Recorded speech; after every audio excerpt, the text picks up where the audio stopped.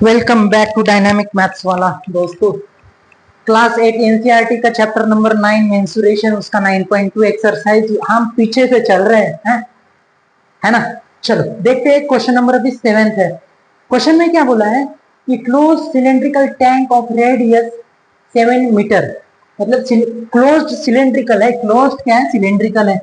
देखना, यह है सिलेंडर, सिलेंडर बना लिया है। हाँ सर जी, सिलेंडर बना लिए। अब देखना यहाँ पे 7 सेंटीमीटर 7 मीटर बोला है। क्या रेडियस? रेडियस मतलब यहाँ से यहाँ तक के रहेगी, यहाँ से यहाँ तक के रहेगी। कितना? 7 मीटर में बोला है, 7 मीटर में। और हाइट, हाइट कितना बोला है? हाइट कितना बोला है? हाइट कितना बोला है? 3 मीटर है। कितना है? 3 मीटर का है, 3 मीटर का है। Is made from sheet of metal, मतलब शीट ऑफ मेटल से बना है। और क्या बोला? क्लोज, क्लोज बोला है, मतलब ये भी और साइड से भी है, ऊपर नीचे से भी पूरा पैक है। अब यहाँ पे how much sheet of a metal is required, मतलब उसमें टोटल शीट कितना लगेगा। अभी हमें उसका एरिया फाइंड करना पड़ेगा। बात समझ में आई? How much sheet is required, ठीक है।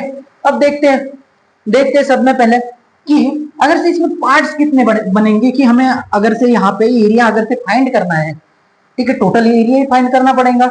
तो ऊपर भी एक गोला दिख रहा है, नीचे भी एक गोला रहेगा। बात समझ में आ गई आपको? तो यहाँ पे अगर से ये गोला है ना, ऊपर से हमें टॉप व्यू से देखेंगे तो हमें ये सिलेंडर है, तो टॉप व्यू से देखेंगे सर्कल दिखेगा, दिखेगा ना? हाँ सर जी दिखेगा, बिल्कुल, ये तो सर्कल दिखेगा। अब इसका इसका हमें एरिया निकालना पड़ेगा। एरिया ऑफ सर्कल क्या है? पाई आर स्क्वायर। Very good. अब यहाँ पे नीचे भी एक सर्कल है और ऊपर भी एक सर्कल है, तो क्या हो जाएगा? 2 पाई आर स्क्वायर। बात समझ में आ गई? बात समझ में आ गई? हाँ सर जी। चलो ये एक पहला पार्ट हो गया, एक पहला पार्ट हो गया। अब दूसरा जो पार्ट है, अब दूसरा जो पार्ट है, ये जो है ना, इतना गोला है। अब गोले के साइड से जो है ना शीट जो लपेटे हुए है। बात समझ में आ रही है? जितना बड़ा रेडियस उतना बड़ा गोला। अब मान के चलो और बढ़ गया रेडियस, और गोला बढ़ जाएगा। मतलब जैसे जैसे रेडियस बढ़ेगा वैसे वैसे शीट मेटल भी ज्यादा लगेगी, मतलब उसका एरिया भी तो ज्यादा ही लगेगा ना। बात समझ में आ गई? तो वो किसके ऊपर डिपेंड रहेगा?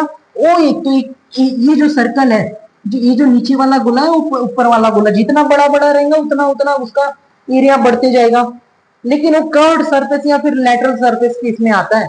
ये जो है ना, ऊपर का और नीचे का एरिया हो गया, लेकिन अभी कर्व्ड सरफेस एरिया देखना है हमें। बात समझ में आ गई? अब उसको हम पार्ट सेकंड बोल देते हैं। अब पार्ट सेकंड में क्या होगा? ये अगर से गोला है गोला अगर से मान के चलो रस्सी है, रस्सी है, रस्सी यहाँ से हमने काट दी, यहाँ से हमने काटने के बाद इसको हमने ऐसे खोल के देखे तो ऐसा लेंथ बन जाएगा, ऐसा एक लेंथ बन जाएगा डेफिनेट।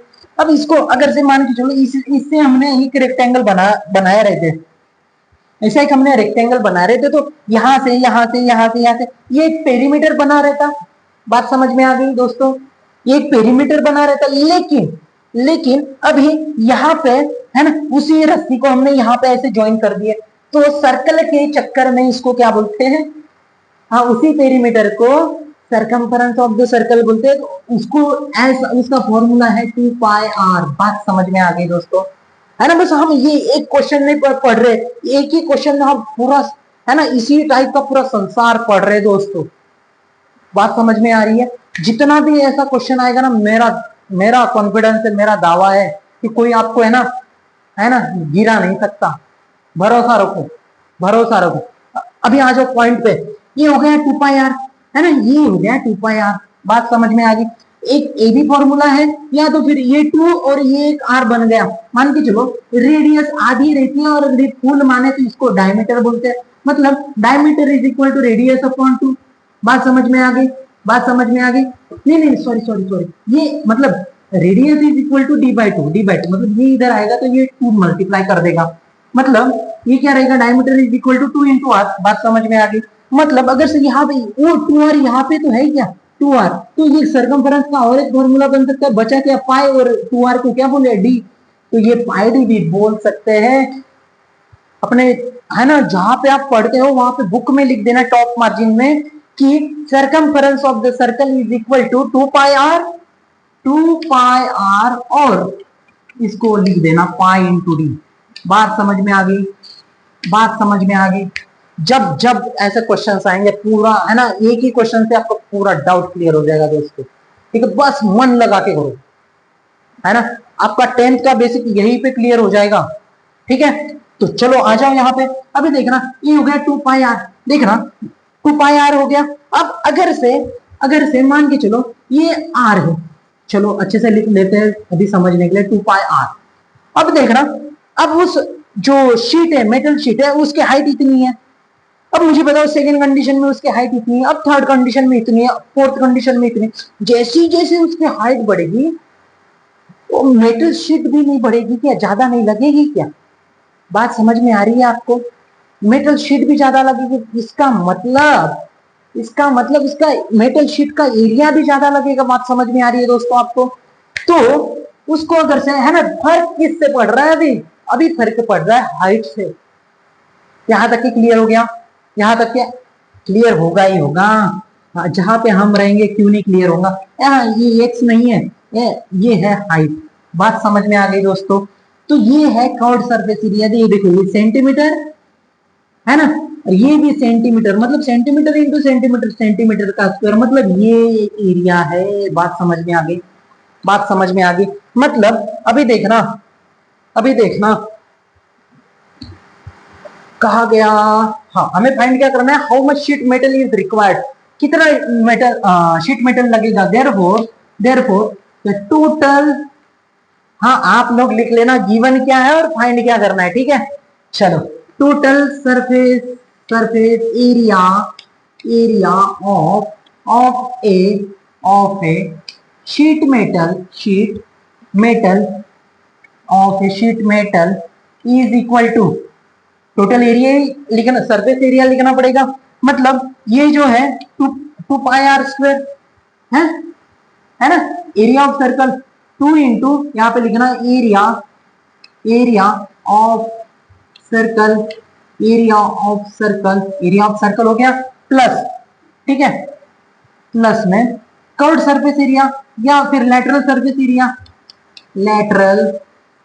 सरफेस एरिया ऑफ, ठीक है, एरिया इतना भी लेंगे क्योंकि फिगर हमारे पास जो ये उसी के रिगार्डिंग में बोलेंगे। ठीक है, हाँ बोर्ड के एग्जाम में सिलेंडर लिख देना, चलो कोई बात नहीं। अब यहाँ पे आ जाओ, सिलेंडर भी लिख दो यहाँ पे, है ना, बाद में सिलेंडर। ओके, मतलब लिख दे तो उसके नीचे में है ना फॉर्मूला समझने में कभी कभी आसानी हो जाती है चेक करने वाले के इसमें। चलो ठीक है, आ जाओ।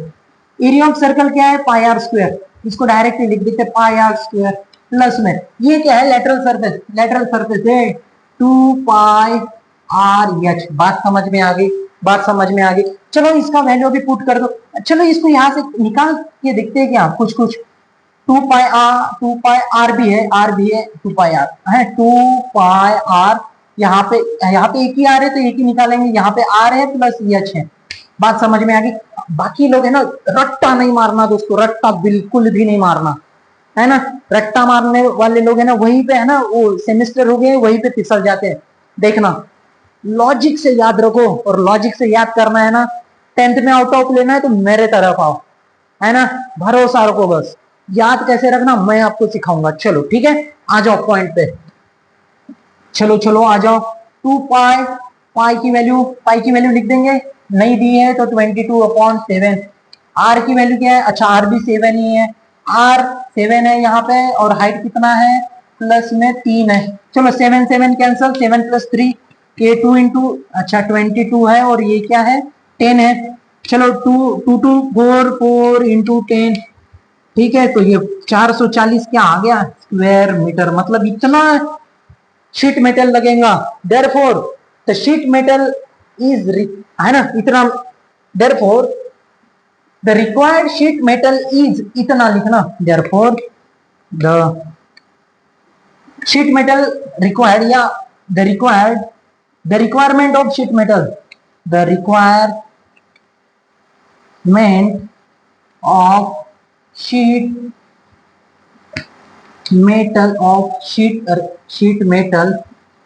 Metal is 440 square metre. ऐसा वर्ड प्रॉब्लम किसमें? वर्ड में आंसर लिखना। आई होप आप सभी का कंसेप्ट क्लियर हो गया होगा दोस्तों। अच्छा लगा होगा, कंसेप्ट पूरा क्लियर हो गया होगा तो जरूर लाइक करो, ज्यादा से ज्यादा शेयर करो, चैनल को सब्सक्राइब करो। तो फिर मिलते हैं अगले वीडियो में, तब तक के लिए गुड बाय।